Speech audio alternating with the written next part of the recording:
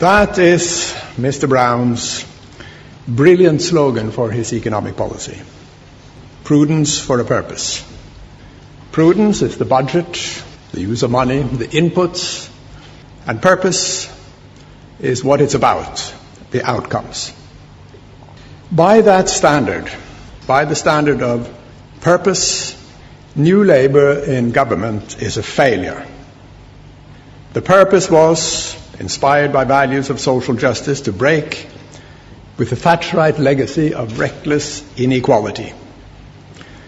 But under New Labour, Britain, far from becoming more equal, became a more unequal society. More unequal economically in the distribution of income, and more unequal socially, for example, in health inequalities. The economic consequences of Mr. Brown are negligible, not much for the good, not much for the bad, just nothing. However, this is only the trivial part of my story here this evening.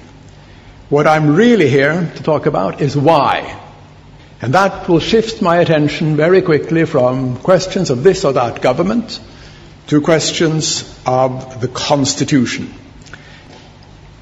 In my study, I've looked at 4 core policies: child poverty, healthcare, crime, education, and then overall inequality.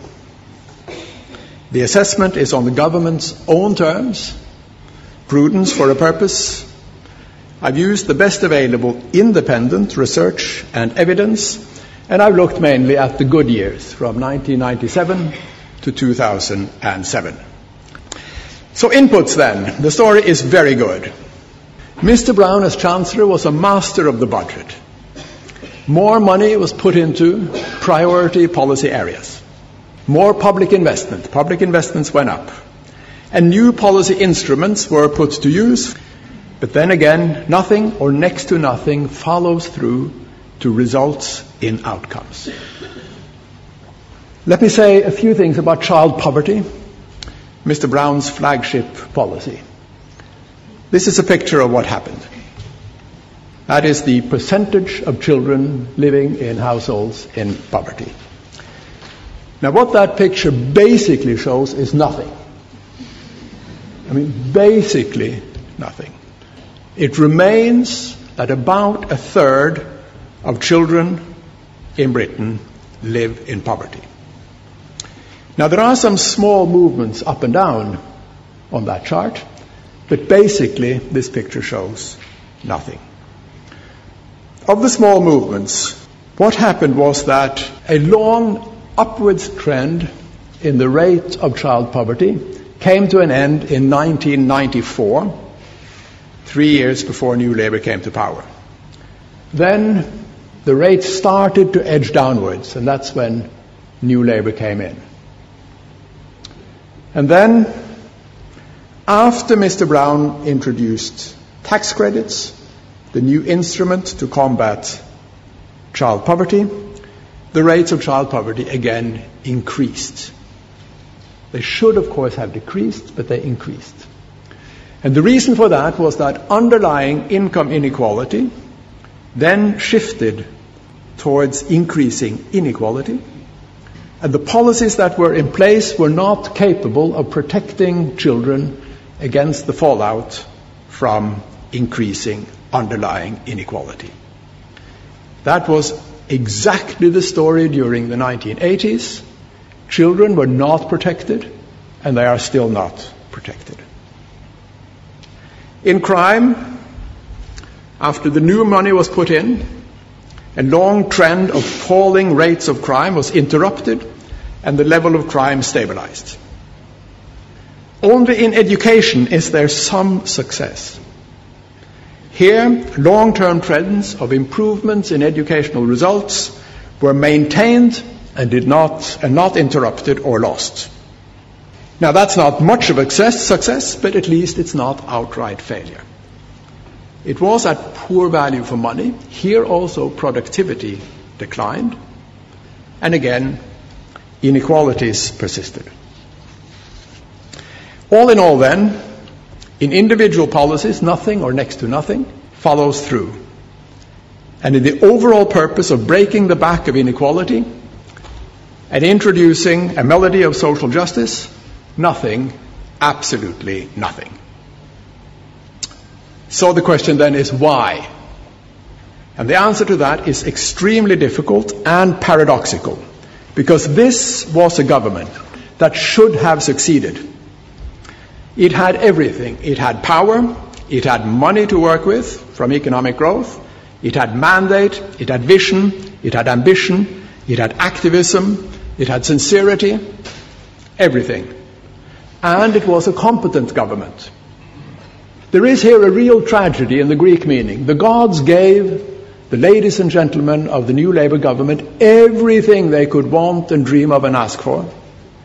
And then the gods denied them any benefit from that gift. Now, Mr. Brown and Mr. Cameron shout at each other in Parliament. One saying, "We have succeeded," and the other saying, "You are incompetent." They are both wrong. The story of New Labour is not a story of a government that failed because of incompetence. It is an intriguing story of a government that failed in spite of competence. Now, partly, the government made bad decisions.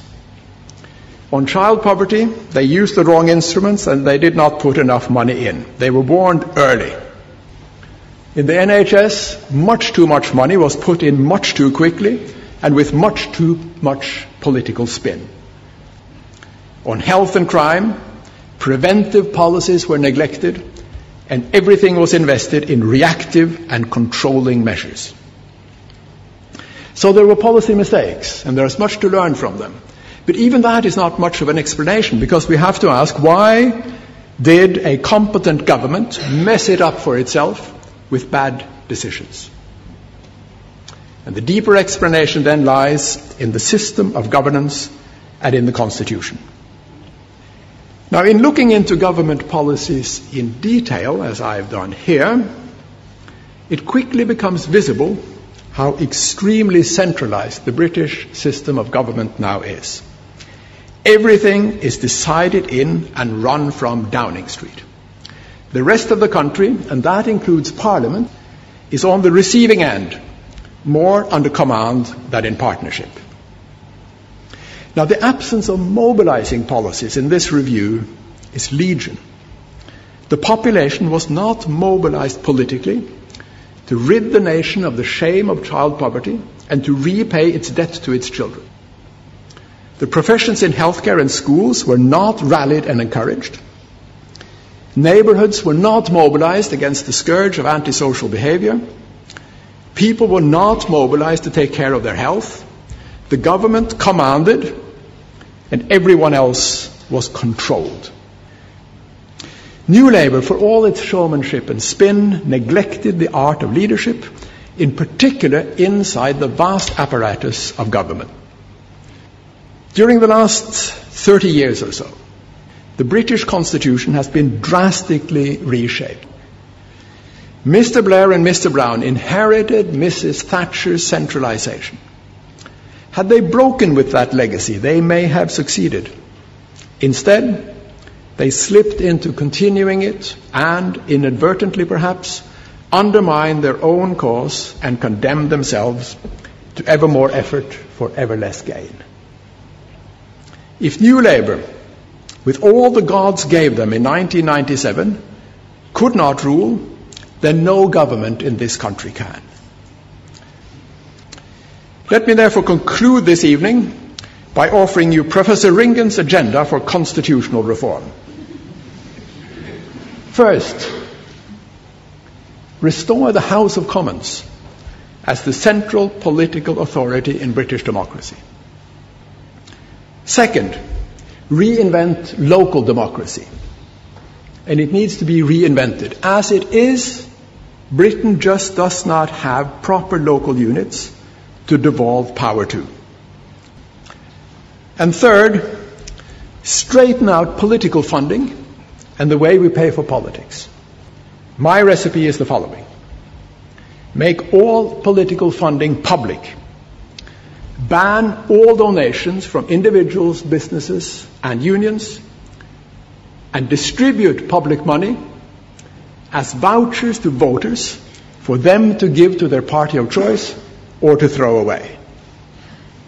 Ladies and gentlemen, last week in Washington, President Obama reminded Congress of their duty to get done what we were sent here to do. Here in Britain today, the Constitution is now such that no government can get done what it is sent here to do.